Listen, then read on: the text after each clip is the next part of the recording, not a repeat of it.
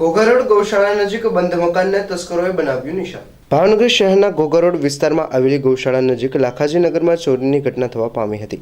લાખાજીનગરમાં રહેતા ધીરુભાઈ ચૌહાણ લગ્ન પ્રસંગે બહારગામ ગયેલ હોય, જે સમયે ઘરે કોઈ ન હોય તે મોકાનો ફાયદો ઉઠાવી કોઈ અજાણ્યા ચોર ઈસમો દ્વારા ઘરના તાળા લોકર તોડી ઘરમાં ગેરકાયદેસર રીતે પ્રવેશ કરી સોનાના ઘરેણાં તેમજ રોકડ રકમની ચોરી કરી ફરાર થયા હતા। મકાન માલિક ધીરુભાઈ ચૌહાણ દ્વારા ફરિયાદ નોંધાતા પોલીસે વધુ તપાસ હાથ ધરી છે।